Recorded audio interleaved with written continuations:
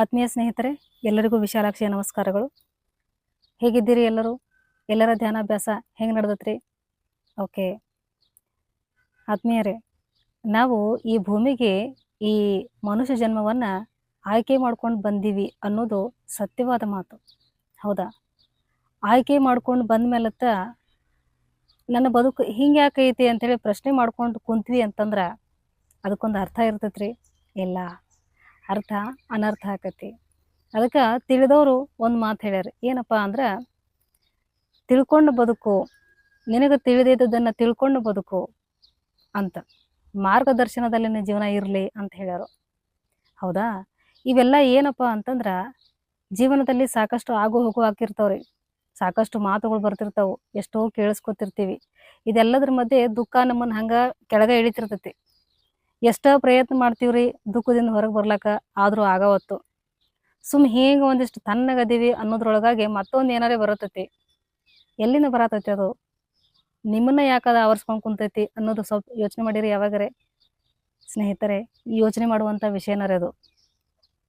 ದುಃಖದ ಸಂಗತಿಗಳನ್ನು ಹುಡುಕಾಡ್ಕೊಂತ ಹೋದಾಗ ದುಃಖನ ಸಿಗ್ತೈತ್ರಿ, ಸಂತಸದ ಸಂಗತಿಗಳನ್ನು ಹುಡುಕಾಡ್ಕೊಂತ ಹೋದ್ರೆ ಸಂತೋಷನ ಸಿಗ್ತೈತಿ. ಇದು ಜಗತ್ತಿನ ನಿಯಮ ಸ್ನೇಹಿತರೆ. ನೀವೇನು ಕೇಳ್ಕೊಂತೀರಲ್ಲ ಅದು ನಿಮಗೆ ಸಿಗ್ತೈತಿ. ಸುಖ ದುಃಖ ಅನ್ನೋದು ಒಂದ ನಾಣ್ಯದ ಎರಡು ಮುಖರಿವು. ನಾವೇನು ಆಯ್ಕೆ ಮಾಡ್ಕೋತೀವ್ರಿ? ಸಾಮಾನ್ಯವಾಗಿ ಎಲ್ಲರಿಗೂ ಸುಖನ ಬೇಕು. ಸುಖವನ್ನು ಆಯ್ಕೆ ಮಾಡ್ಕೊಂಡ್ರಿ ಅಂದ್ರೆ ದುಃಖ ಅನ್ನೋದು ಬಂದೇ ಬರ್ತದ, ಸಾಮಾನ್ಯ. ಹೌದಾ? ಹಂಗಂತೇಳಿ ದುಃಖ ಆಯ್ಕೆ ಮಾಡ್ಕೋಬೇಕನ್ರಿ ಅಂತ ಕೇಳಕ್ಕೆ ಹೋಗ್ಬೇಡ್ರಿ. ನಾನು ವಸ್ತುಸ್ಥಿತಿಯನ್ನು ಹೇಳಿಕತ್ತೀನಿ. ಏನಪ್ಪ ಅಂದ್ರೆ, ಸುಮ್ಮನೆ ದುಃಖಕ್ಕೆ ಒಳಗಾಗೋದು. ಹೆಂಗೆ ಬದುಕಬೇಕಾಗೈತಿ, ನಮ್ಮ ಬದುಕು ಹೆಂಗೈತಿ ಅನ್ನೋದನ್ನು ಅರ್ಥ ಮಾಡ್ಕೋಬೇಕಾಗೈತಿ ಸ್ನೇಹಿತರೆ. ಸುಮ್ಮನೆ ಒಂದಿಷ್ಟು ಏನೋ ಕೇಳಿಸ್ಕೊಂಡಿರ್ತೀವಿ, ಕೇಳಿಸ್ಕೊಂಡಿರೋದನ್ನು ನೆನೆಸ್ಕೊಂಡು ದುಃಖ ಪಡ್ತಿರ್ತೀವಿ. ಏನೋ ಒಂದಿಷ್ಟು ಬ್ಯಾಡದ ಶಬ್ದಗಳು ಬಿದ್ದಿರ್ತಾವು ಕಿವಿ ಮೇಲೆ. ಹೌದಾ? ಅವ್ರು ಹಂಗಂದ್ರಂತ, ಅವ್ರು ಹಿಂಗಂದ್ರಂತ. ಇಷ್ಟಕ್ಕೂ ಈ ಮನುಷ್ಯನ ಜೀವನ ಏನಾಗಿತ್ತಪ್ಪ ಅಂತಂದ್ರೆ, ಇನ್ನೊಬ್ಬರೊಳಗೆ ಕೊರತೆ ಹುಡುಕ್ಯಾಡುವುದೇ ಇವ್ರ ದಿನಚರಿ ಆಗ್ಬಿಟ್ಟೈತಿ. ಅದು ಯಾಕೋ ಗೊತ್ತಿಲ್ಲ. ಜಗತ್ತಿನ ನಿಯಮ ಏನೈತಿಪ್ಪ ಅಂತಂದ್ರೆ, ಜಗದ ಸಿರಿಯನ್ನು ನೋಡ್ಕೊಂತ ಆನಂದವಾಗಿರು ಹೇಳಿ ಈ ಜಗತ್ತು ಹೇಳಿತಪ್ಪ ಅಂತಂದ್ರೆ, ನಾ ಈ ಜಗತ್ತಿಗೆ ಬಂದದ್ದ ಕೊರತೆಗಳನ್ನು ನೋಡ್ಕೊಂತ ಕೊರಗಾಕ ಬಂದೇನಿ ಅಂತೇಳಿ ಮನುಷ್ಯ ಹೇಳ್ತಾನ್ರಿ. ಎಂತಹ ವಿಪರ್ಯಾಸ ಐತಿಲ್ರಿ ಸ್ನೇಹಿತರೆ. ಎಲ್ಲರಿಗೂ ಆಹಾರ, ಸಿರಿ, ಸಂಪತ್ತು ಹೆಚ್ಚು ಕಡಿಮೆ ಇರ್ಬೋದು. ಹೌದಾ? ಗಾಳಿ ಬೆಳಕು ಏನ್ರಿ ಕಡಿಮೆ ಆಗೈತೇನ್ರಿ? ಜ್ಞಾನಕ್ಕೇನ್ರಿ ಕಡಿಮೆ ಐತೇನ್ರಿ?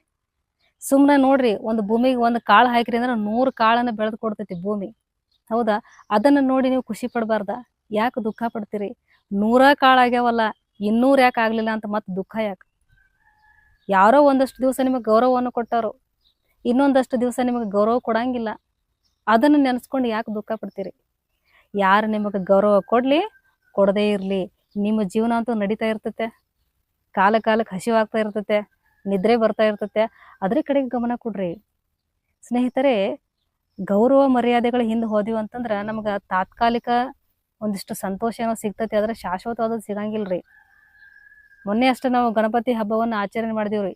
ಎಂತಹ ಒಂದು ಸಂದೇಶ, ಗಣಪತಿಯಿಂದ ಸಂದೇಶ ಎಂಥದಪ್ಪ ಅಂತಂದ್ರೆ, ಹಿರಿಯರು ಹೇಳಿದಂಥ ಮಾತು, ಒಬ್ಬರು ದಾರ್ಶನಿಕರು ಹೇಳಿದ್ದನ್ನ ನೆನ್ಪು ಮಾಡ್ತೇನ್ರಿ. ನಾ ಯಾಕಪ್ಪ ಗಣಪ ಇಷ್ಟು ಆರಾಮದಿಯಲ್ಲ ನೀನು ಅಂತ ಕೇಳ್ತಾರಂತ್ರಿ ಇವ್ರು ಯಾರೋ. ನನಗೆ ಗೊತ್ತೈತಿ, ಈಗೇನು ನನ್ನ ಎತ್ತಿ ಮೆರ್ಸಾಕತ್ತಾರಲ್ಲ ಇವರೇ ಒಂದು ದಿವ್ಸ ನನ್ನ ಹೊತ್ತು ಮುಣಗಿಸ್ತಾರ ಅನ್ನೋದು ಗೊತ್ತೈತಿ. ಅದಕ್ಕೆ ನಾ ಆರಾಮಾಗ್ಯದನಿ ಅಂತ ಹೇಳಿ ಗಣಪ ಹೇಳ್ತಾನಂತ್ರಿ. ದೇವತೆಗಳು ಈ ರೀತಿ ಬದುಕಿ ಹೊಂಟಾರ್ರಿ ಅಂದಾಗ ನಾವೆಲ್ಲ ಕೂಡ ಅವ್ರ ಮಕ್ಕಳ ಹೌದಲ್ಲ, ನಾವು ಸಹಿತ ಅದೇ ರೀತಿ ಬದುಕಬೇಕಾಗ್ತದೆ ಸ್ನೇಹಿತರೆ. ಯಾರೋ ಒಂದು ಮನೆ ಕಾರ್ಯಕ್ರಮ ಮಾಡಿರ್ತಾರೋ, ಭಾಳ ವಿಜೃಂಭಣೆಯಿಂದ ಮಾಡಿರ್ತಾರೋ, ನಿಮಗೆ ಹೇಳಿರೋದಿಲ್ಲ. ಅದನ್ನು ನೆನೆಸ್ಕೊಂಡು ದುಃಖ ಯಾಕೆ ಪಡ್ತೀರಿ? ಅವ್ರು ನಮಗೆ ಹೇಳಿಲ್ಲ, ಅವ್ರಿಗೆ ಇಷ್ಟೆಲ್ಲ ಮಾಡಿದ್ದೆವು, ನಮ್ಮನ್ನು ಮರ್ತಾ ಬಿಟ್ರು. ಇದೇ ಒಂದು ಯೋಚನೆಯನ್ನು ಇಟ್ಕೊಂಡು ಜೀವನ ಪರ್ಯಂತ ಕೊರಗ್ತೀರಿ. ಯೋಚನೆ ಮಾಡಿರಿ, ಈ ಜೀವನ ಮತ್ತೊಮ್ಮೆ ನಂಗೆ ಸಿಗ್ತತಿ ಅಂತ ನಿಮ್ಗೆ ಗ್ಯಾರಂಟಿ ಐತಿ? ಇಲ್ಲ. ಮನುಷ್ಯ ಜನ್ಮ ಸಿಗ್ಬೇಕಂದ್ರೆ ಎಷ್ಟೋ ಪ್ರಯಾಸ ಐತಿ ಅನ್ನೋದನ್ನು ದಾರ್ಶನಿಕರು ಹೇಳ್ಯಾರು, ನೀವೆಲ್ಲ ಕೇಳಿರ್ತೀರಿ. ಆದರೂ ಸಹಿತ ನಮಗೆ ಬೇಸರ ಆಗೋತ್ತು, ದುಃಖ ಪಡ್ಲಾಕ ಬೇಸರ ಆಗೋತ್ರಿ. ಯಾವತ್ತರೇ ನೀವು ಯಾರಾದರೂ ಹೇಳಿದಂಥ ಒಂದೆರಡು ಒಳ್ಳೆ ಮಾತುಗಳನ್ನು ನೆನೆಸ್ಕೊಂಡು 1 ಗಂಟೆಗಟ್ಟಲೆ ನಕ್ಕಿದ್ದು ಯಾವಾಗಾರ ಐತಿ? ದಿನವೆಲ್ಲ ಅದೇ ಮಾತನ್ನು ಕೇಳಿಸ್ಕೊಂಡು ಪದೇ ಅದನ್ನ ನೆನಪು ಮಾಡ್ಕೊಂಡು ಎಷ್ಟು ಚಂದ ಹೇಳಿದ್ರಲ್ಲ ಅಂತೇಳಿ ಆನಂದ ಪಟ್ಟಿದ್ದು ಯಾವತ್ತಾದ್ರೂ ಐತೆ? ಒಮ್ಮೆ ಕೂತು ಯೋಚನೆ ಮಾಡ್ರಿ.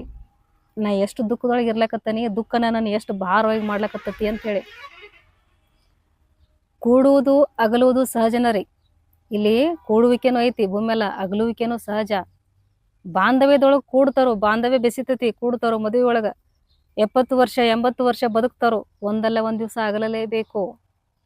ಸ್ನೇಹಿತರೆ, ನಾವು ಯಾವ ವ್ಯವಸ್ಥೆಯನ್ನೇ ಕುಡ್ಕೊಳ್ಳಿ, ಯಾವ ವ್ಯಕ್ತಿ ಜೊತೆಗೇನೆ ಒಂದಾಗ್ಲಿ, ಒಂದಲ್ಲ ಒಂದು ದಿವಸ ಎಲ್ಲದರಿಂದ ಬೇರ್ಪಡಲೇಬೇಕು. ಇದು ಜಗದ ನಿಯಮ. ಇಲ್ಲಿ ಯಾವುದೂ ಶಾಶ್ವತ ಅಲ್ಲ ಅನ್ನೋದು ಗೊತ್ತೈತಿ. ಇಷ್ಟೆಲ್ಲ ಗೊತ್ತಿದ್ದಾಗ ನಮಗ ಒಂದಿಷ್ಟು ನಿರಾಳಂಗೆ ಇರ್ಲಿಕ್ಕೆ ಯಾಕೆ ಆಗವಲ್ತು ನೋಡ್ರಿ. ಪ್ರಕೃತಿ ಯಾವತ್ತರೆ ಗಡಿಬಿಡಿ ಒಳಗೆ ಐತೇನ್ರಿ, ನಾ ಹಂಗಿರ್ಬೇಕು ನಾ ಹಿಂಗಿರ್ಬೇಕು? ಇಲ್ಲ, ಅದು ಹೆಂಗೈತಿ ಹಂಗೆ ಐತಿ. ಕಾಲಕ್ಕೆ ಮಳೆ ಆಗ್ತೈತಿ, ತನ್ನ ಕೆಲಸ ತನ್ನ ಪಾಡಿಗೆ ನಡ್ಸೈತಿ. ನಮಗೆಲ್ಲ ಇದ್ದು ಆರಾಮಾಗಿ ಇರ್ಲಕ್ಕಾಗತ್ತು. ಅವ್ರು ನನಗೆ ಕರೆದಿಲ್ಲ, ಇವ್ರು ನನಗೆ ಕರೆದಿಲ್ಲ, ಅವ್ರು ನನ್ನ ಮಾತಾಡ್ಸಿಲ್ಲ, ಇವ್ರು ನನಗೆ ಕೆಳಗೆ ಕೂಡಿಸ್ರು. ಮ್ಯಾಲೆ ಕುಂತವ್ರು ಎಷ್ಟು ದಿವಸ ಅಂತ ಮ್ಯಾಲೆ ಕೂಡಕ್ಕೆ ಸಾಧ್ಯ ಐತ್ರಿ? ಕೆಳಗೆ ಕುಂತವ್ರು ಎಷ್ಟು ದಿವಸ ಅಂತ ಕೆಳಗೆ ಕುಂತವ್ರು? ಮ್ಯಾಲೆ ಕುಂತವ್ರು ಒಂದು ದಿವಸ ಕೆಳಗೆ ಬರಲೇಬೇಕು. ಕೆಳಗೆ ಕುಂತವ್ರು ಒಂದು ದಿವಸ ಮ್ಯಾಲೆ ಕೂತ್ಕೋತಾರು. ಕೆಳಗೆ ಕುಂತವ್ರು ಇಲ್ಲಿಲ್ಲ, ಮ್ಯಾಲೆ ಕುಂತವ್ರು ಇಲ್ಲಿಲ್ರಿ. ಯಾರೂ ಇಲ್ಲಿ ಶಾಶ್ವತವಾಗಿ ಇರ್ಲಿಕ್ಕೆ ಬಂದಿಲ್ಲ. ಇರುವಷ್ಟು ದಿವಸ ಹೆಂಗಿರ್ಬೇಕಪ್ಪ ಅಂದ್ರೆ ಒಂದಿಷ್ಟು ಪ್ರೇಮ ಭಾವದಿಂದ, ಒಂದಿಷ್ಟು ಸ್ನೇಹ ಭಾವದಿಂದ ಇರೋದಷ್ಟೇ. ಹೌದಾ? ಈ ಬದುಕು ಹೆಂಗಾಗೈತಿಪ್ಪ ಅಂತಂದ್ರೆ ಕೂಡಿಟ್ಟು ಕೂಡಿಟ್ಟು ಕೂಡಿಟ್ಟು ನಮ್ಮನ್ನು ನಾವು ಕಳ್ಕೊಂಡ್ಬಿಟ್ಟೇವ್ರಿ. ಎಲ್ಲೋ ನಮ್ಮನ್ನು ಕಳ್ಕೊಂಡಿವ್ರಿ. ಯಾವುದೋ ಸಂಪತ್ತಿನಲ್ಲಿ ನಮ್ಮನ್ನು ನಾವು ತೊಡಗಿಸ್ಕೊಂಡ್ಬಿಟ್ಟಿವಿ, ಯಾವುದೋ ಪ್ರಾಪರ್ಟಿನಲ್ಲಿ ನಮ್ಮನ್ನು ನಾವು ತೊಡಗಿಸ್ಕೊಂಡ್ಬಿಟ್ಟಿವ್ರಿ. ಅದು ಹಂಗಾಗೈತಿ, ಇದು ಹಿಂಗಾಗೈತಿ, ಅದೇ ದುಃಖದಲ್ಲಿ ಅಲ್ಲೇ ಹೊರಳಕತ್ತೀವಿ. ಸಂತೋಷದ ಅಲೆ ಅನ್ನೋದು ಒಳಗೆ ಯಾವಾಗಲೂ ಚಿಮ್ಮುತ್ತಾ ಇರ್ತೈತಿ, ಅದ್ರ ಕಡೆ ಗಮನನೇ ಇಲ್ಲ. ಒಮ್ಮೆ ಯೋಚನೆ ಮಾಡ್ರಿ, ಎಷ್ಟೋ ಜನರಿಗೆ ಕೇಳಿಸ್ಕೊಳ್ಳೋ ಭಾಗ್ಯನೇ ಇಲ್ಲ. ತನ್ನ ತಂದೆ ತಾಯಿಯ ಧ್ವನಿಯನ್ನು ಎಷ್ಟೋ ಮಕ್ಕಳು ಕೇಳಿಸ್ಕೊಳ್ಳತಕ್ಕಂಥ ಭಾಗ್ಯನ ಹೊಂದಿಲ್ಲ. ಎಷ್ಟೋ ಜನರು ಈ ಜಗದ ಸೌಂದರ್ಯವನ್ನು ನೋಡ್ತಕ್ಕಂತಹ ಭಾಗ್ಯ ಹೊಂದಿಲ್ಲ. ಕೆಲವ್ರಿಗೆ ಕಣ್ಣೇ ಇಲ್ಲ, ಕೆಲವೊಬ್ರಿಗೆ ಕಿವಿಗಳೇ ಇಲ್ಲ, ಕೆಲವೊಬ್ಬರಿಗೆ ಮಾತನಾಡಲಿಕ್ಕೆ ಬಾಯಿನೇ ಇಲ್ಲ. ಇಷ್ಟೆಲ್ಲ ಇರಬೇಕಾದ್ರೆ ನಾವು ಎಲ್ಲವೂ ಇದ್ದಂತಹ ನಾವುಗಳು ಹೆಂಗೆ ಬದುಕಾಕತ್ತೇವಿ ಅಂತಕ್ಕಂಥದ್ದು. ಹೌದಾ ಸ್ನೇಹಿತರೆ? ಬಹಳ ಬಹಳ ಸರಳ ಐತ್ರಿ. ಧ್ಯಾನ ಅಭ್ಯಾಸ ಬೇಕು ಅಂತ ಎಲ್ಲ ಮಹಾತ್ಮರು ಹೇಳಿದ್ ಯಾಕಪ್ಪ ಅಂದ್ರೆ ಅದು ನಮಗೆ ಜೀವನದ ಸೂತ್ರವನ್ನು ತಿಳಿಸ್ಕೊಡ್ತತಿ, ಜೀವನದ ಶಾಸ್ತ್ರವನ್ನು ಕಲಿಸ್ತತಿ. ಹೌದಾ? ಅಪಮಾನಗಳು ಬರುವ, ಸನ್ಮಾನಗಳು ಆಗುವ. ಅಪಮಾನಕ್ಕೆ ಕುಗ್ಗಬಾರ್ದು, ಸನ್ಮಾನಕ್ಕೆ ಹಿಗ್ಗಬಾರ್ದು. ಗೌತಮ ಬುದ್ಧ ಎಂತಹ ದೊಡ್ಡ ಜ್ಞಾನಿ, ಇಡೀ ಜಗತ್ತಿಗೆ ಬೆಳಕನ್ನ ಕಂಡುಕೋರಿ ಅಂತ ಸಂದೇಶವನ್ನ ಕೊಟ್ಟಂತವ್ರು. ಅವರಿಗೆ ಅಪಮಾನಗಳಾಗಿಲ್ಲೇನು? ಬರೀ ಸನ್ಮಾನಗಳಾಗ್ಯಾವ? ಇಲ್ಲ. ಅವರು ಜೀವಿತಾವಧಿ ಉದ್ದಕ್ಕೆ ಎಷ್ಟೋ ಅಪಮಾನ ಆಗ್ಯಾವು. ಅವರು ಹಿಂಗೆ ಯಾವುದಾದ್ರೂ ಒಂದು ಹಳ್ಳಿ ಒಳಗೆ ಹೋದ್ರಪ್ಪ ಅಂತಂದ್ರೆ, ಭಿಕ್ಷೆಯನ್ನು ಕೇಳಿಕ್ ಹೋದ್ರಪ್ಪ ಅಂತಂದ್ರೆ ಸಾಕಷ್ಟು ಮಾತುಗಳು ಬರ್ತಾ ಇದ್ದು. ಕೆಲವೊಬ್ರು ಎಂಥ ಮಹಾತ್ಮರಪ್ಪ, ನೋಡಿದ್ರೆ ದೇವರನ್ನ ನೋಡಿದಂಗೆ ಆಗ್ತತಿ ಅಂತ ಹೇಳ್ತಾ ಇದ್ರು. ಇನ್ನು ಕೆಲವರು ಏನು ನಮ್ಮ ಮನೆಯಾಗಿದ್ದಂಥ ಯುವಕರನ್ನೆಲ್ಲ ಓದು ಸನ್ಯಾಸಿನ ಮಾಡಿ ಅಂತ ಹೇಳಿ ಬೈತಾ ಇದ್ರು. ಹೀಗೆ ಅವ್ರು ಒಂದು ಹಳ್ಳಿಗೆ ಹೋದಾಗ, ಭಿಕ್ಷೆ ಕೇಳ್ಕೊಂಡು ಹೋದಾಗ ಒಂದಿಷ್ಟು ಅನ್ನ ಸಿಗ್ತದ, ಅದನ್ನ ತಗೊಂಡು ತೃಪ್ತಿಯಿಂದ ತಮ್ಮ ಶಿಷ್ಯರ ಜೊತೆಗೆ ಬರ್ತಿರ್ತಾರೋ. ಬರೋ ಸಮಯದೊಳಗೆ ಕೂತಿರ್ತಾರೆ ನೋಡ್ರಿ, ಒಂದಷ್ಟು ಜನ ಇರ್ತಾರೆ, ಕೂತಿರ್ತಾರೆ. ಅವರು ಮಾತಾಡ್ಲಿಕ್ಕೆ ಶುರು ಮಾಡ್ತಾರೆ. ಏನಪ್ಪ ಎಂಥ ಭಾಗ್ಯ ಇದು, ಎಂಥ ದೌರ್ಭಾಗ್ಯ ಇರಬೇಕು. ದೊಡ್ಡ ಸಂಪತ್ತು, ಇಡೀ ಜಗತ್ತನ್ನೇ ಆಳ್ತಕ್ಕಂತಹ ಅಧಿಕಾರ ಕೈ ಒಳಗ ಬರೋದಿತ್ತು. ಎಂಥ ವಿಪರ್ಯಾಸ ಇರ್ಬೇಕಪ್ಪ ಈ ವ್ಯಕ್ತಿದು. ಹೋಗಿ ಹೋಗಿ ಸನ್ಯಾಸಿ ಆಗೋದನ್ನು ಯಾರೇ ಬೇಡ್ಕೊಂತಾರೇನೋ. ಸುಂದರವತಿಯಾದಂಥ ಹೆಂಡತಿ, ಈಗಷ್ಟ ಮಗು ಹುಟ್ಟಿತ್ತಂತಪ್ಪ ಕೇಳೀವಿ, ಅಷ್ಟೆಲ್ಲ ಬಿಟ್ಟು ಕಾಡು ಸೇರೋದು ಯಾರು ಹೇಳಿದ್ದಾರು? ಹಿಂಗೆಲ್ಲ ಮಾತು ಬರ್ಲಾಕತ್ತಿದ್ದು. ಅವೆಲ್ಲ ಬುದ್ಧರಿಗೆ ಕೇಳಿಸ್ತಾ ಇತ್ತು. ಕೇಳಿಸಿದ್ರು ಸಹಿತ ಅವ್ರ ಮುಖದ ಮೇಲಿನ ನಗು ಒಂದಿಷ್ಟು ಕಡಿಮೆ ಆಗಿರಲಿಲ್ಲ. ಯಾಕೆ? ಅವ್ರಿಗೆ ಗೊತ್ತೈತಿ, ಮಾತಾಡಿದವರು ಇಲ್ಲಿ ಇರಂಗಿಲ್ಲ, ಮಾತಾಡಿಸ್ಕೊಂಡವರು ಸಹಿತ ಇಲ್ಲಿ ಇರುವುದಿಲ್ಲ. ಯಾವ ಮಾತನ್ನು ನಾವು ಒಳಗಡೆ ತಗೋತೀವಲ್ರಿ, ಆ ಮಾತು ನಮಗೆ ಬಾಧೆಯನ್ನು ಉಂಟು ಮಾಡ್ತತಿ, ನಮ್ಮಲ್ಲಿ ವಿಪರೀತ ತಾಪಗಳನ್ನು ಉಂಟು ಮಾಡ್ತತಿ. ನಾವು ತಾಪಕ್ಕೊಳಗಾದ್ವಿ ಅಂತಂದ್ರೆ ನಮ್ಮ ಜೀವನನ ವ್ಯರ್ಥ ಅನ್ಸಕ್ಕೆ ಶುರು ಆಕತಿ. ಸಣ್ಣ ಸಣ್ಣ ತಪ್ಪುಗಳಾದ್ರೂ ಸಹಿತ ಹಿಂಗ್ಯಾಕೆ ನಡ್ದತಿ ಹಂಗ್ಯಾಕೆ ನಡ್ದತಿ ಅಂತೇಳಿ ತಲೆ ಕೆಡಿಸ್ಕೊಂಡು ಜೀವನನ ಹಾಳು ಮಾಡ್ಕೊಂಡ್ಬಿಡ್ತೀವಿ. ಅದಕ್ಕೆ ಸ್ನೇಹಿತರೆ, ಯಾವುದನ್ನು ಕೇಳಿಸ್ಕೋಬೇಕಲ್ಲ ಅದನ್ನಷ್ಟೇ ಕೇಳಿಸ್ಕೊರಿ. ಸುಮ್ಮನೆ ಬೇಡದನ್ನೆಲ್ಲ ಕೇಳಿಸ್ಕೊಂಡ್ಕಿರಿಂದ ಯಾಕೆ ದುಃಖ ಪಡ್ತೀರಿ? ಅವ್ರು ಹಂಗಂದ್ರು, ಇವ್ರು ಹಿಂಗಂದ್ರು ಅನ್ಲಿ. ಅದು ಅವರ ಬಾಯಿಯಲ್ಲಿನ ಮಾತು, ಅವರ ಒಂದು ಬುದ್ಧಿಮಟ್ಟದ ಮಾತು ಅಂತ ಅನ್ಕೊಂಡ್ರಿ ಅಂತಂದ್ರೆ ನೀವು ನಿಮ್ಮ ಮನೆಯೊಳಗೆ ಆರಾಮಾಗಿ ಇರ್ತೀರಿ. ದೂರದ 100 ಕಿಲೋಮೀಟರ್ನಾಗ ಕುಂತು ಯಾರೋ ಏನೋ ಮಾತಾಡ್ಯಾರ ಅಂತೇಳಿ ಇಲ್ಲಿ ಕುಂತು ನೀವು ಚಿಂತೆ ಮಾಡ್ಲಕತ್ರಿ ಅಂತಂದ್ರೆ ನಿಮ್ಮ ಮನೆ ನರಕ ಸದೃಶ ಆಗ್ತತಿ. ಚೆನ್ನಾಗಿ ನೆನ್ಪಿಟ್ಕೊರಿ. ನಾವಿಲ್ಲಿ ಯಾಕೆ ಬಂದೀವ್ರಿ? ನಾವು ದೈವಾಂಶ ಸಂಭೂತರು ಅಂತ ಹೇಳ್ತಾರೆ ಸಾಧಕರು. ನಾವು ಆ ರೀತಿಯಲ್ಲಿ ಬದುಕ್ತಾ ಇದ್ದೀವಾ ಸ್ನೇಹಿತರೆ? ಒಮ್ಮೆ ಯೋಚನೆ ಮಾಡ್ರಿ. ಒಂದು ತುತ್ತು ಅನ್ನ ಕಡಿಮೆ ಇದ್ರೂ ಪರವಾಗಿಲ್ರಿ, ನೆಮ್ಮದಿ ಇರಲಿಲ್ಲ ಅಂತಂದ್ರೆ ಬದುಕಕ್ಕಾಗ್ತದೇನೋ? ಇಲ್ಲ, ಹೌದಾ? ಜಗದ ಸೊಬಗನ್ನ ನೋಡಿ ಆನಂದವಾಗಿರೋದಷ್ಟೇ. ನೋಡ್ರಿ, ಇಲ್ಲಿ ಭಾಳ ಪಡ್ಕೊಂಡವರು ಅದಾರು, ಏನೂ ಪಡ್ಕೊಳ್ದೇ ಇರೋರು ಅದಾರು. ಭಾಳ ಪಡ್ಕೊಂಡೇವಿ ಅಂತೇಳಿ ನಾವು ಸಾವಿರಾರು ವರ್ಷ ಬದುಕಕ್ಕಾಗ್ತದೇನೋ? ಇಲ್ಲ. ನಾವು ಏನೂ ಪಡ್ಕೊಂಡಿಲ್ಲ ಅಂಥೇಳಿ ವಯಸ್ಸಿಗೂ ಮುನ್ನ ನಾವು ಹೋಗ್ತೀವೇನೋ? ಇಲ್ಲ. ಪ್ರತಿಯೊಬ್ಬರೂ ಅವರವರ ಜೀವಿತ ಅನುಗುಣವಾಗಿ ಇಲ್ಲಿ ಬದುಕಿ ಇಲ್ಲಿ ಜೀವನವನ್ನು ಸಂಪೂರ್ಣಗೊಳಿಸ್ಕೊಂಡೇ ಇಲ್ಲಿಂದ ಹೋಗೋದು. ಅಲ್ಲಿವರೆಗೆ ಆರಾಮಾಗಿರೋದು. ಸುಮ್ಮನೆ ದುಃಖಕ್ಕೆ ಒಳಗಾಗ್ತಾ ಇರಬಾರ್ದು. ಬಯಸಿದ್ದು ಸಿಗಲಿಲ್ಲ ಅಂತೇಳಿ ದುಃಖ ಪಡಬಾರ್ದು. ಇಷ್ಟಕ್ಕೂ ಬಯಸಿದ್ದು ಸಿಕ್ತಂದ್ರೆ ಅದು ಎಷ್ಟು ದಿವಸ ನಮ್ಮ ಹತ್ರ ಇರ್ತೈತ್ರಿ? ಹೌದಾ? ಯಾವುದರೇ ಶಾಶ್ವತ ಐತೇನೋ? ಯಾವ್ದಾದ್ರು ಅಧಿಕಾರನೇ ಇರಲಿ, ಹುದ್ದೆನೇ ಇರಲಿ, ನಾವು ಹೊಂದುವಂಥ ಸಂಪತ್ತನೇ ಇರಲಿ, ವ್ಯಕ್ತಿನೇ ಇರಲಿ, ವಸ್ತುನೇ ಇರಲಿ, ಯಾವುದೇ ಇರಲಿ, ಯಾವುದರೇ ಶಾಶ್ವತ ಐತ್ರಿ? ಇಲ್ಲ. ಹಂಗಂತೇಳಿ ನಿರಸ ಜೀವನ ಜೀವಿಸೋದು ಅಂತ ಹೇಳ್ತಾ ಇಲ್ಲ ಸ್ನೇಹಿತರೆ. ಏನಪ್ಪ ಅಂದ್ರೆ ಅದರಿಂದ ದುಃಖಕ್ಕೆ ಒಳಗಾಗಬಾರ್ದು ಅಷ್ಟ. ಹೌದಾ? ನಾನು ಬಯಸಿದ್ದು ಸಿಗಲಿಲ್ಲ ಅಂತೇಳಿ ದುಃಖಕ್ಕೆ ಒಳಗಾಗಬಾರ್ದು, ಕೂಡುವಿಕೆಯಿಂದ ಸಂತಸಕ್ಕೊಳಗಾಗಬಾರ್ದು, ಅಗಲುವಿಕೆಯಿಂದ ದುಃಖಕ್ಕೊಳಗಾಗಬಾರ್ದು. ನಾನೇ ಕಟ್ಟಿದ್ದು ನಾಶ ಆಯ್ತಲ್ಲಪ್ಪ ಅಂಥೇಳಿ ದುಃಖ ಪಡಬಾರ್ದು. ಕಟ್ಟಿದ ಮನೆಯೊಮ್ಮೆ ಬೀಳುವುದು, ಹುಟ್ಟಿದ ಹುಳವೊಮ್ಮೆ ಸಾಯುವುದು. ಎಷ್ಟು ಚಂದ ಐತಿಲ್ರಿ ಮಾತಿದು? ಕಟ್ಟಿದ ಮನೆ ಅದು 100, 200, 300 ವರ್ಷ ಆದಂದ್ರೆ ಯಾವತ್ತಾದ್ರೂ ಒಂದ್ ದಿವಸ ತನ್ನ ಆಕಾರವನ್ನು ಕಳ್ಕೊಳ್ಳೇಬೇಕು. ಯಾವುದಾದ್ರೂ ಒಂದು ಜೀವ ಹುಟ್ಟೈತಿ ಅಂದ್ರೆ ಅದು ತನ್ನ ಅಸ್ತಿತ್ವವನ್ನು ಕಳ್ಕೊಳ್ಳೇಬೇಕು. ಹೌದಾ? ಹಾಗಾಗಿ ದುಃಖ ಕೆಲವು ಸಾರಿ ನಾವು ಕಟ್ಟೇನಿ ಅದು ಬಿದ್ದು ಹೋಯ್ತಲ್ಲ ಅನ್ನೋದಕ್ಕೋಸ್ಕರನೂ ಆಗಿರ್ತತಿ. ಅದನ್ನು ತಲೆ ಹಾಕೊಳಕ್ ಹೋಗ್ಬೇಡ್ರಿ. ಹೌದಾ? ನಾನು ಇನ್ನಷ್ಟು ಇದನ್ನ ನಿರ್ಮಿಸಬಲ್ಲೆ ಅಂತಕ್ಕಂಥ ಹುಮ್ಮಸ್ಸನ್ನ ಎದೆಯೊಳಗೆ ಇಟ್ಕೊರಿ. ಯಾಕಂದ್ರೆ ನೀವು ಸರ್ವಶಕ್ತರು, ನಿಮ್ಮಿಂದ ಎಲ್ಲಾನು ಸಾಧ್ಯ ಐತ್ರಿ. ಹೌದಾ? ಇನ್ನೊಂದು ದುಃಖಕ್ಕೊಳಗಾಗ್ತಕ್ಕಂಥ ಸಂಗತಿ ಯಾವ್ದಪ್ಪ ಅಂದ್ರೆ, ನಮಗೆ ಯಾವ್ದಾದ್ರೂ ಒಂದು ವಸ್ತುನೇ ಇರಲಿ, ವ್ಯವಸ್ಥೆನೇ ಇರಲಿ, ನಮ್ಮ ಇಚ್ಛೆ ತಕ್ಕಂಗೆ ಅದಿರ್ಲಿಲ್ಲ ಅಂತಂದ್ರೆ ಅಲ್ಲೂ ದುಃಖ ಆಕತಿ. ಇಲ್ಲಿ ಯಾರು ಯಾರಂತೆ ಬದುಕಕ್ಕೆ ಬಂದಿಲ್ರಿ ಸ್ನೇಹಿತರೆ. ಅವ್ರ ಇಚ್ಛೆ ಪ್ರಕಾರ ಬದುಕಕ್ಕೆ ಇಲ್ಲಿ ಬಂದಿರೋರು. ಹಿಂಗಾಗಿ ಯಾರು ಯಾರ ಮೇಲೆ ಒತ್ತಡವನ್ನು ಹೇರಕ್ಕೆ ಹೋಗ್ಬೇಡ್ರಿ. ನಿಮ್ಮ ಮೇಲೆ ಆ ರೀತಿ ಒತ್ತಡ ಇರ್ತಾ ಇತ್ತಪ್ಪ ಅಂದ್ರೆ ಅದರಿಂದ ಆದಷ್ಟು ಮುಕ್ತವಾಗಿರ್ಲಕ್ಕ ಪ್ರಯತ್ನ ಮಾಡ್ರಿ. ಇದೆಲ್ಲ ಆಗಬೇಕು ಅಂತಂದ್ರೆ ನಮ್ಮಲ್ಲಿ ಒಂದಿಷ್ಟು ಬೆಳಕು ಅನ್ನೋದು ಬೇಕು ಸ್ನೇಹಿತರೆ. ಏನು ಆ ಬೆಳಕು? ನಾನೊಂದು ಬೆಳಕು ಅಂತ ಅಂದ್ಕೊಳ್ತಕ್ಕಂತಹ ಭಾವವೇ ಮಹಾ ಬೆಳಕು. ಹೌದಾ? ಏನು ಶರಣರು ಒಂದು ಭಾಳ ಚಂದ ವಚನ ಹೇಳ್ತಾರ್ರಿ. ವಚನ ಸಾಹಿತ್ಯವನ್ನು ನೋಡಿದಾಗ ಗೊತ್ತಾಕತಿ ಎಷ್ಟು ಅದ್ಭುತವಾದ ಸಂದೇಶ ಅದರತಿ ಅದ್ರೊಳಗೆ ಅದಾವ ಅಂತಂದ್ರೆ, ಸುತ್ತಿ ಸುತ್ತಿ ಬಂದಡಿಲ್ಲ, ಸುತ್ತಿ ಸುತ್ತಿ ಬಂದಡಿಲ್ಲ, ಲಕ್ಷ ಗಂಗೆಯಲ್ಲಿ ಮಿಂದಡೆ ಇಲ್ಲ, ತುತ್ತ ತುದಿಯ ಮೇರುಗಿರಿಯ ಏರಿ ಕೂಗಿ ಕರೆದಡೆ ಇಲ್ಲ, ಅನ್ನಂದಿಗೆ ತನುವ ಮುಟ್ಟಿಕೊಂಡಡಿಲ್ಲ, ಅತ್ತಲಿತ್ತ ಹರಿವ ಮನವ ಚಿತ್ತದಲ್ಲಿ ನಿಲ್ಲಿಸಬಲ್ಲಡೆ, ಬಚ್ಚ ಬರಿಯ ಬೆಳಗು ಕಾನ ಗುಹೇಶ್ವರ. ಎಷ್ಟು ಸುಂದರವಾದಂತಹ ವಚನ ಸ್ನೇಹಿತರೆ. ಎಲ್ಲೇ ಹೋಗ್ರಿ ನೀವು, ಎಲ್ಲೂ ಇಲ್ಲದು. ಅಲ್ಲಿ ಸಿಗ್ತದೇನೋ ಬೆಳಕು, ಇಲ್ಲಿ ಸಿಗ್ತದೇನೋ ಬೆಳಕು, ಅಲ್ಲಿ ನೆಮ್ಮದಿ ಸಿಗ್ತದೇನೋ, ಇಲ್ಲಿ ನೆಮ್ಮದಿ ಸಿಗ್ತದೇನೋ. ಎಷ್ಟೋ ತೀರ್ಥಯಾತ್ರೆ ಮಾಡ್ತೀವಿ, ಸುತ್ತಿ ಸುತ್ತಿ ಬರ್ತೀವಿ, ದೇವಸ್ಥಾನಗಳನ್ನ ಸುತ್ತಿ ಸುತ್ತಿ ಬರ್ತೀವಿ. ಸುತ್ತೋ ಸಮಯದೊಳಗೆ ಒಂದಿಷ್ಟು ನೆಮ್ಮದಿ ಇರ್ತತಿ. ಆದ್ರೆ ದರ್ಶನ ಮುಗಿಸ್ಕೊಂಡು ಮನೆಗೆ ಹೋದ್ಮೇಲೆ ಮತ್ತೆ ಅದೇ ಶುರು ಆಕತಿ. ಹಾಗಾಗಿ ಸುತ್ತಿ ಸುತ್ತಿ ಬಂದಡೆ ಇಲ್ಲ. ಲಕ್ಷ ಸಾರಿ ಗಂಗೆ ಒಳಗ ನಾವು ಮುಳುಗಿ ಹೇಳಿದ್ರು ಸಹಿತ ಇಲ್ಲ. ನೆಮ್ಮದಿ, ಸಂತೃಪ್ತಿ, ಶಾಂತಿ, ದೈವತ್ವ, ಬೆಳಕು ಅನ್ನೋದು ಲಕ್ಷ ಸಾರಿ ಗಂಗೆಯಲ್ಲಿ ಮುಳುಗಿದ್ರು ಸಹಿತ ಇಲ್ಲ. ಯಾಕೆ? ಅಂತರ್ಶುದ್ಧಿ ಇಲ್ಲ. ದೇಹವನ್ನು ಶುದ್ಧಿ ಮಾಡ್ಕೊಂಡ್ರೆ ಬೆಳಕು ಹೆಂಗೆ ಬರ್ತೈತ್ರಿ? ಇಲ್ಲ. ಭಗವಂತ ನೀನು ಎಲ್ಲಿದ್ದೀಯಾ, ಬೆಳಕನ್ನ ಕೊಡು ಅಂತೇಳಿ ಎತ್ತರದ ಬೆಟ್ಟದ ಮೇಲೆ ಹೋಗಿ ಕುಂತುಕೊಂಡು ಕೂಗಿ ಕರೆದ್ರು ಸಹಿತ ಸಿಗುವುದಿಲ್ಲ. ಪ್ರತಿದಿನ ನಿತ್ಯ ನೀವು ಮಡಿ ಸ್ನಾನವನ್ನ ಮಾಡಿದ್ರು ಸಹಿತ ಇಲ್ಲ. ಹಾಗಾದ್ರೆ ಎಲ್ಲೈತಿ? ಯಾವಾಗ ಸಿಗ್ತತಿ? ಆ ಬೆಳಕನ್ನು ಕಂಡ್ಕೊಳ್ತಕ್ಕಂಥ ಬಗೆ ಹೇಗೆ?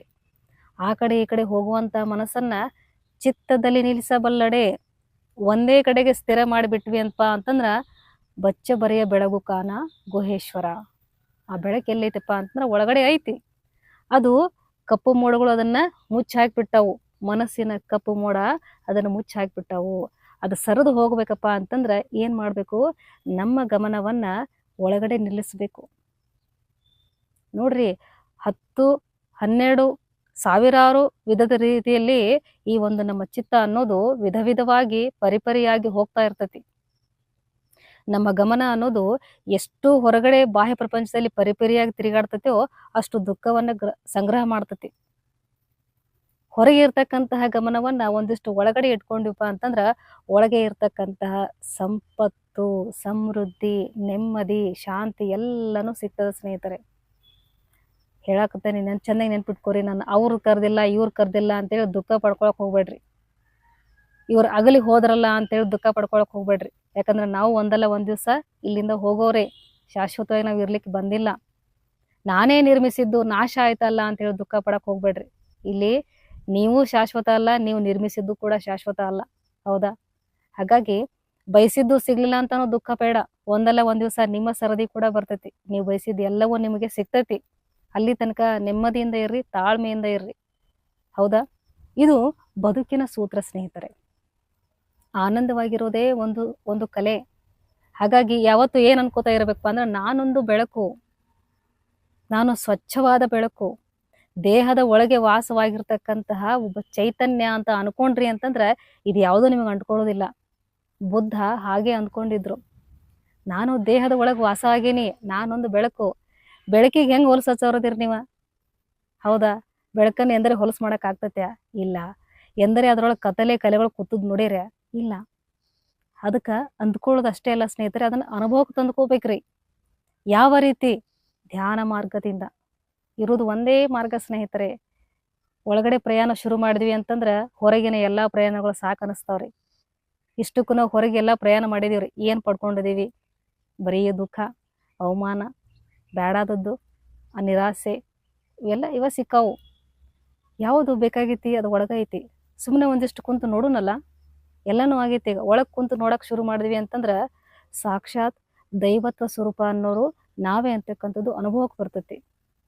ಅದು ಬರಬೇಕಾಗಿತ್ತು ಅಂದ್ರೆ ಸ್ಥಿರತೆ ಅನ್ನೋದು ಬೇಕು ಸ್ನೇಹಿತರೆ. ಸ್ಥಿರತೆಯನ್ನು ತಂದುಕೋರಿ. ಬದುಕು ಅನ್ನೋದು ಬಂಗಾರ ಆಗ್ಬೇಕಾಗಿತ್ತಪ್ಪ ಅಂತಂದ್ರ ನಾನೊಂದು ಬೆಳಕು ಅಂತ ಹೇಳಿ ಬದುಕಬೇಕು ಅಷ್ಟೆ. ನಾನು ದೇಹ ಅಂತ ಬದುಕಾಕತ್ತೀವಿ ಅಂತಂದ್ರ ಮತ್ತೆ ದುಃಖನೇ ಆಗ್ತದ. ನಾನು ದೇಹದ ಒಳಗೆ ವಾಸವಾಗಿದ್ದೀನಿ ಅಂತ ಅಂದ್ಕೊಂಡ್ರಿ ಅಂತಂದ್ರ ದುಃಖ ಎಲ್ಲ ದೂರ ಆಗ್ತೈತಿ. ನೋಡ್ರಿ, ಸುಮ್ಮನೆ ಕುಂತು ಒಮ್ಮೆ ಯೋಚನೆ ಮಾಡ್ರಿ, ನಾನು ಈ ಭೂಮಿಗೆ ಬಂದಿದ್ದು ಯಾವುದಕ್ಕೋಸ್ಕರ? ಸುಮ್ಮನೆ ಹೇಳ್ತಿರ್ತಾರ್ರಿ, ಏನು ಮನಿ ಇತ್ತು ಮೊದಲ, ಒಂದು 20-30 ವರ್ಷದ ಹಿಂದೆ ನಮ್ಮ ಮನಿ ಇತ್ತು, ಎಂಥ ಮನಿ ಇತ್ತು, ಸುಮ್ಮನೆ ಕಳ್ಕೊಂಡ್ವಿ ಅದನ್ನಂತೇಳಿ ಈಗ ಕುಂತ ಚಲೋ ಮನಿನ ಕಟ್ಟಿರ್ತಾರೋ, ಈ ಮನಿ ಒಳಗೆ ಕುಂತ ಆ ಮನೆ ಬಗ್ಗೆ ವಿಚಾರ ಮಾಡ್ತಿರ್ತಾರೋ. ಹಿಂಗಿದ್ದಾಗ ಆ ನೆಮ್ಮದಿ ಅನ್ನೋದು ಎಲ್ಲಿರ್ತೈತಿ? ಸುಖ ಅನ್ನೋದು ಎಲ್ಲಿರ್ತೈತಿ? ಮತ್ತು ದುಃಖನೇ. ಹೌದಾ? ಯಾಕೆ ಮನುಷ್ಯ ಹೋಗಿ ಹೋಗಿ ದುಃಖವನ್ನ ಆರಿಸ್ಕೊತಾನೋ ಅನ್ನೋದೇ ಗೊತ್ತಾಗ್ತಾ ಇಲ್ಲ. ಆಯ್ಕೆ ಮಾಡ್ಕೊಳ್ಳೋರು ಸರಿಯಾದ ರೀತಿ ಆಯ್ಕೆ ಮಾಡ್ಕೊಂಡ್ರ ಎಲ್ಲನೂ ಸರಿಯಾಗಿ ಇರ್ತೈತಿ. ಅದಕ್ಕೆ ಹೇಳುದು ಸ್ನೇಹಿತರೆ, ಆಯ್ಕೆ ಮಾಡ್ಕೊಂಡು ಭೂಮಿಗೆ ಬಂದೀವಿ.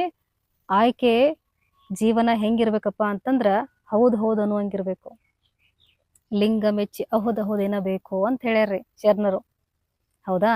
ಹಂಗ ಆಗ್ಬೇಕು ಅಂತಂದ್ರೆ ಪ್ರತಿದಿನ ತಪ್ಪದೆ ಕಡ್ಡಾಯವಾಗಿ ಧ್ಯಾನ ಸಾಧನೆಯನ್ನ ಮಾಡಲೇಬೇಕು ಸ್ನೇಹಿತರೆ. ಈ ಜಗತ್ತು ಎಷ್ಟೋ ಜನರ ಬದುಕನ್ನ ಸುಧಾರಣೆ ಮಾಡಿದೆ. ಇಲ್ಲಿ ಬಂದವರು ಸಾದಾ ಆಗೇ ಬಂದಾರ್ರಿ. ಹುಟ್ಟಬೇಕಾದ್ರೆ ಅಗದಿ ಸಾದಾಗೆ ಹುಟ್ಟ್ಯಾರು. ಆದ್ರ ಅವರು ಭೂಮಿಯನ್ನ ಬಿಟ್ಟು ಹೋಗ್ಬೇಕಾದ್ರೆ ಮಹಾತ್ಮರಾಗಿ ಹೋಗ್ಯಾರ್ರಿ. ಹಂಗೆ ಎಷ್ಟೋ ಜನ ಬದುಕ್ಯಾರು. ಎಷ್ಟೋ ಜನ ಸಾಮ್ರಾಜ್ಯವನ್ನ ಗೆದ್ದು ಇಲ್ಲೇ ಬಿಟ್ಟು ಹೋದವ್ರು ಅದಾರು. ಎಷ್ಟೋ ಜನ ಹೋರಾಟವನ್ನ ಮಾಡಿ ಮಾಡಿ ಹೋದವ್ರು ಅದಾರು. ಎಷ್ಟೋ ಜನ ಹಿಂಸೆ ಮಾಡಿ ಹಿಂಸಾತ್ಮಕ ವ್ಯಕ್ತಿಗಳಂತ ಅನ್ಸ್ಕೊಂಡು ಹೋಗ್ಯಾರು. ಕೆಟ್ಟವ್ರಂತ ಅನ್ಸ್ಕೊಂಡು ಹೋಗ್ಯಾರು, ಒಳ್ಳೆಯವ್ರಂತ ಅನ್ಸ್ಕೊಂಡು ಹೋಗ್ಯಾರು. ಆದ್ರ ಆನಂದವಾಗಿದ್ದು ಹೋದ್ರಪ್ಪ, ಎಂತಹ ಜ್ಞಾನಿಗಳಪ್ಪ, ಜ್ಞಾನದಲ್ಲಿ ಬದುಕಿ ಹೋದ್ರಪ್ಪ ಅಂತ ಅನ್ಸ್ಕೊಂಡವ್ರು ಬಹಳ ಕಡಿಮೆ ರೀ. ಆ ಒಂದು ಲೈನ್ ಒಳಗ, ಆ ಒಂದು ಲಿಸ್ಟ್ ಒಳಗ ನಮ್ದು ಹೆಸರು ಬರ್ಬೇಕಲ್ಲ ಅಂತೇಳಿ ಸ್ವಲ್ಪ ಯೋಚನೆ ಮಾಡ್ರಿ ಕೂತು. ಆಗ ಗೊತ್ತಾಗ್ತೈತಿ ಬದುಕು ಅನ್ನೋದು ಎಷ್ಟು ಅತ್ಯದ್ಭುತ, ಎಷ್ಟು ಅಮೂಲ್ಯ ಅನ್ನೋದು. ಮತ್ತೆ ಹೇಳ್ತಾ ಇದ್ದೀನಿ ಸ್ನೇಹಿತರೆ, ಅದ್ಭುತವಾದಂತಹ ದೇಹ ಸಿಕ್ಕತಿ. ದೇಹ ಸಂಪತ್ತೇ ಎಷ್ಟೋ ಜನರಿಗಿಲ್ಲ. ಹೌದಾ? ಸಂಪೂರ್ಣ ಆರೋಗ್ಯ ಐತಿ ಅಂದ್ರೆ ಅದೇ ದೊಡ್ಡ ಸಂಪತ್ತು. ನಾನು ಆಗ್ಲೇ ಹೇಳಿ ನಿಮ್ಗ, ಕೆಲವ್ರಿಗೆ ಕೇಳಿಸ್ಕೊಳಕ್ ಆಗೋತು, ಮಾತಾಡಕ್ ಆಗ್ತಾ ಇಲ್ಲ, ಕಣ್ಣಿಂದ ಯಾವ್ದನ್ನ ನೋಡಕ್ ಆಗೋಲ್ತು. ಎರಡು ಕೈಗಳಿಲ್ಲದೆ ಬದುಕ್ತಾ ಇದ್ದಾರೆ, ಎರಡು ಕಾಲುಗಳಿಲ್ಲದೆ ಬದುಕ್ತಾ ಇದ್ದಾರೆ, ದೇಹದ ಒಳಗೆ ಯಾವುದೋ ಒಂದು ಅಂಗನೇ ಇಲ್ಲ ಬದುಕ್ಲಾಕತ್ತಾರು. ಹೌದಾ? ಅಲ್ಲಿ ಇದ್ದಂಥ ಸಂತೃಪ್ತಿ ಎಲ್ಲವನ್ನ ಹೊಂದಿದಂತಹ ನಮಗೆ ಯಾಕಿಲ್ಲ? ಒಮ್ಮೆ ಯೋಚನೆ ಮಾಡ್ರಿ. ಹೌದಾ? ಹೆಂಗ್ ಬದುಕಬೇಕಪ್ಪ ಅಂತಂದ್ರೆ, ನಾನೊಂದು ಬೆಳಕು, ನಾನು ಶಾಶ್ವತವಾದ ಬೆಳಕು ಅಂತ ಬದುಕಿರಿ ಅಂತಂದ್ರೆ ಆ ಬದುಕೆ ಪರಿಪೂರ್ಣ. ಅಂತಹ ಬದುಕಿಗೆ ಯಾವ ದುಃಖ ಅಂಟೋದಕ್ಕೆ ಸಾಧ್ಯನೇ ಇಲ್ರಿ. ಹಾಗಾಗಿ ಸ್ನೇಹಿತರೆ, ಈ ಬದುಕು ಬಂಗಾರವಾಗಬೇಕು, ಬದುಕು ಪರಿಪೂರ್ಣ ಆಗಬೇಕು ಅಂತಂದ್ರೆ ಪ್ರತಿದಿನ ಧ್ಯಾನ ಅತ್ಯಂತ ಅಗತ್ಯ, ಅಷ್ಟೇ ಅನಿವಾರ್ಯ ಅನ್ನೋದನ್ನು ಮಾತ್ರ ಚೆನ್ನಾಗಿ ನೆನಪಲ್ಲಿ ಇಟ್ಕೊರಿ ಸ್ನೇಹಿತರೆ. ಇನ್ನೊಂದು ಭೇಟಿಯಲ್ಲಿ ಮತ್ತೊಂದು ಒಳ್ಳೆಯ ವಿಷಯದೊಂದಿಗೆ ನಿಮ್ಮ ಮುಂದೆ ಬರ್ತೀನಿ ಸ್ನೇಹಿತರೆ.